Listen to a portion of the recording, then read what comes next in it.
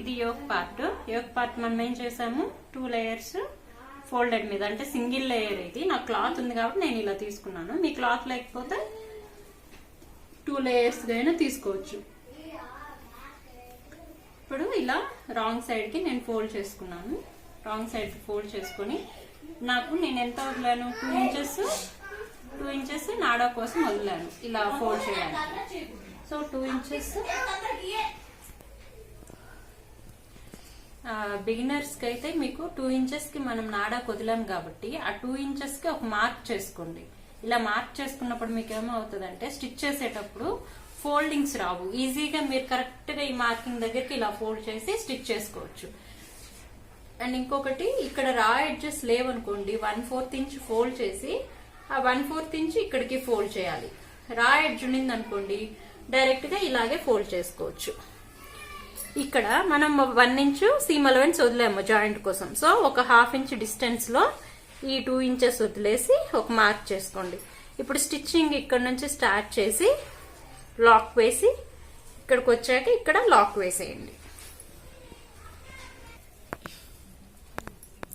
So ఇలా stitch చేసుకున్నాక ఇక్కడ లాక్ స్టిచ్, ఇక్కడ లాక్ స్టిచ్, మధ్యలో నార్మల్ స్టిచ్ వేసాక దీన్ని ఇలా ఓపెన్ చేసుకోండి. ఓపెన్ చేసుకొని ఏదైతే మనకి ఇక్కడ సీమ్ ఉందో జాయింట్, ఆ జాయింట్ ని మనము ఇలా ప్రెస్ చేసుకోవాలి. నీట్ గా ఇలా మన నెయిల్ తోటి ఇలా చేసేయండి. అప్పుడు ఫ్లాట్ అయిపోతుంది. ఫ్లాట్ అయిపోయాక దీన్ని ఏం చేస్తామంటే ఈ ఎడ్జ్ వరకు అలాగే ఫోల్డ్ చేసుకోండి. చేసుకున్నాక దీన్ని ఏం చేస్తామంటే జస్ట్ ఒక్క ఫోల్డ్ ఇలా పెట్టేసి ఈ ఎడ్జ్ లో ఇక్కడ లాక్ స్టిచ్ వేసి ఇది కంటిన్యూ చేస్తాం. ఇక్కడ లాక్ స్టిచ్ వేసి ఇక్కడ వరకు కంటిన్యూ చేస్తాం. ఇలా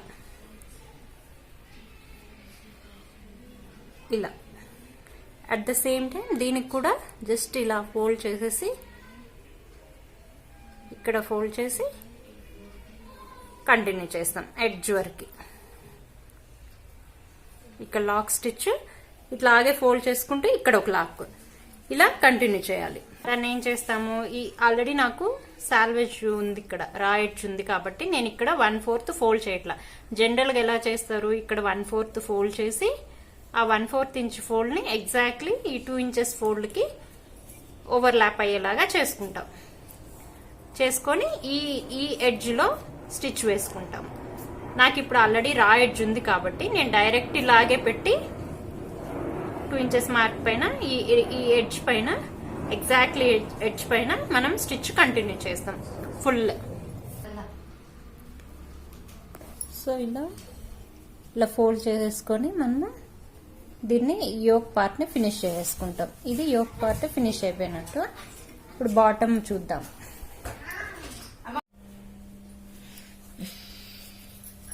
మనకి ఇది లెగ్ కి కింద షేప్ ఎలా చేస్తామో అనేది చూసుకోవాలి. ఇలా నేను క్యాన్వాస్ కట్ చేశాను కదండి, ఆ కట్ చేసిన క్యాన్వాస్ ఈ క్లాత్ పైన రాంగ్ సైడ్ పెట్టి ఐరన్ చేసేసా. ఐరన్ చేసి ఇటు సైడ్ మాత్రం ఒక 1/2 ఇంచ్ ఎక్స్ట్రా ఉండేలాగా వదిలాను. వదిలి ఆ 1/2 ఇంచ్ ని ఫోల్డ్ చేసి స్టిచ్ వేసేసా.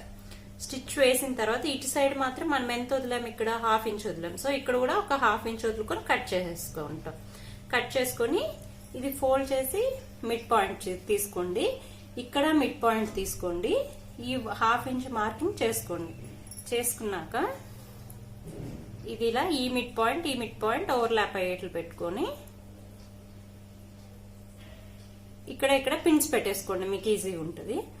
తర్వాత ఇప్పటి నుంచి ఇక్కడ ఇది ఎలా షేప్ అయితే ఉందో అదే షేప్ లో మనం స్టిచ్ చేసేసుకుంటాం. మొత్తం ఇక్కడ నుంచి ఎండ్ వరకు స్టిచ్ చేసేసుకుంటాం.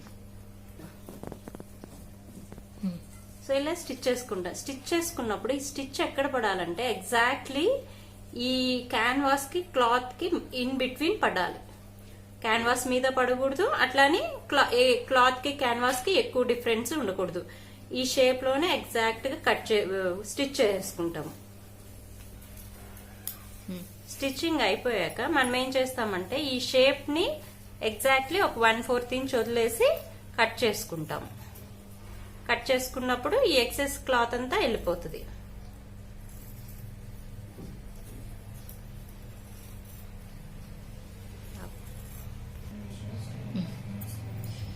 సో ఇలా చేసాక అంతా టక్స్ ఇస్తాము.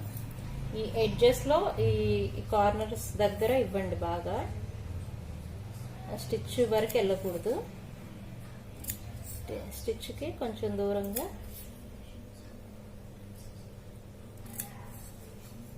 చేసుకొని దీన్ని ఇప్పుడు ఉల్టా చేసేస్తాం. ఇలా ఇలా షేప్ ఇలా బయటకు వచ్చేస్తుంది.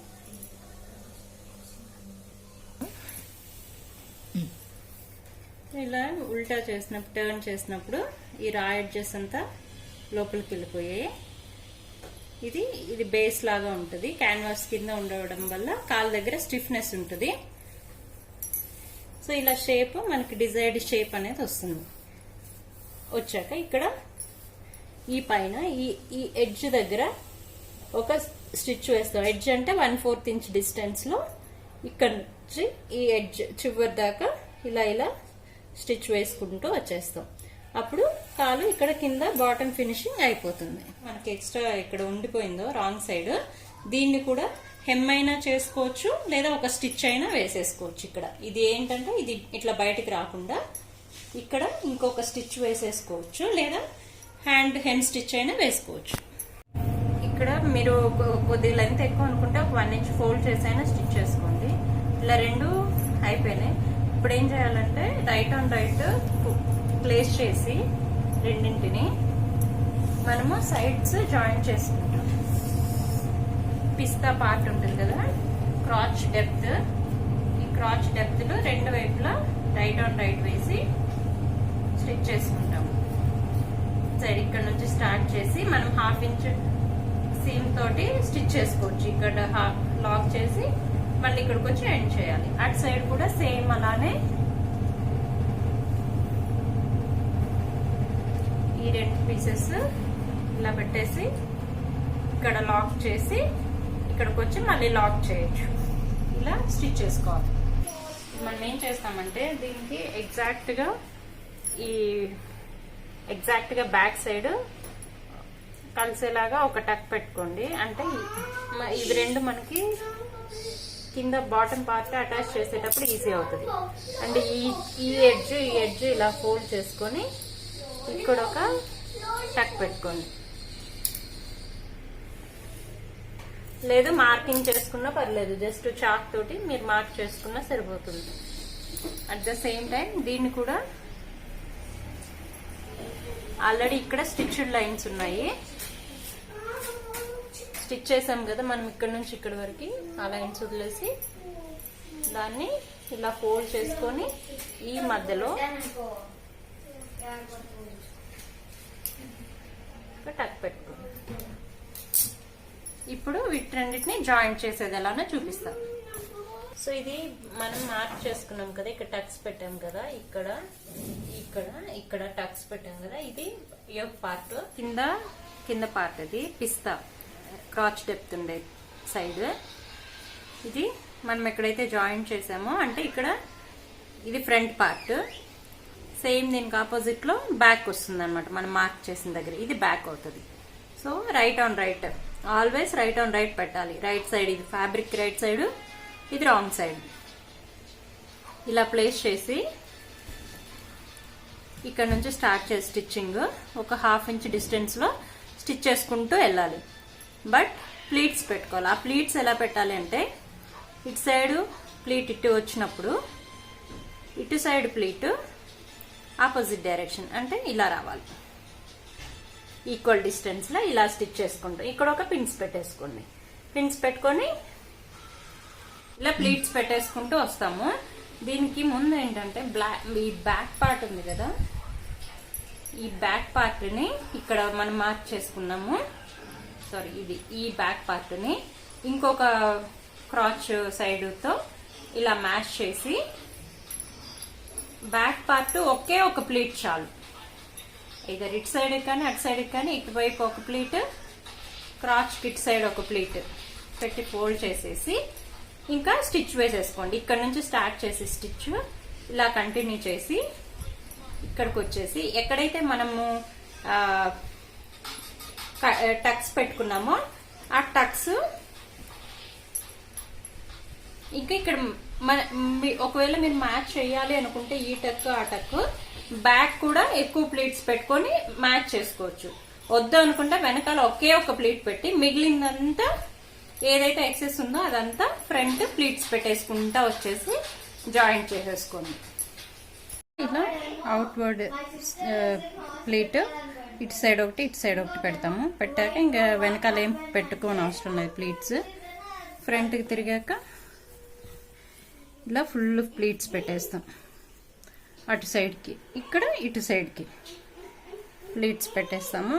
అంతా స్టిచ్ అయిపోయాక ఈ సీమ్ ఏదైతే ఉంటుందో లోపల సీమ్ రెండు జాయింట్ చేసిన దగ్గర ఆ సీమ్ని పై వైపుకి యోక్ పార్ట్ వైపుకి మడిచి ఒక 1/4 ఇంచ్ డిస్టెన్స్లో ఇంకో స్టిచ్ వేస్తాం. అప్పుడు ఇది ఇలా కనిపిస్తుంది. ఇక్కడ నుంచి 1/4 ఇంచ్ డిస్టెన్స్లో ఒక స్టిచ్ వేస్తాం. వేసాక ఇప్పుడు ఇంకా లెగ్స్ ఇలా ఇలా టర్న్ చేసుకొని మనం ఇక్కడ లెగ్ పార్ట్ ఉంది కదా, ఇక్కడ మనం 1.5 ఇంచ్ సీమ్ వదిలాము. స్టార్టింగ్లో 1.5 ఇంచ్ నుంచి స్టార్ట్ చేసి స్లోగా పోతూ పోతూ ఒక 1 ఇంచ్ అలా ఉండేలాగా మొత్తం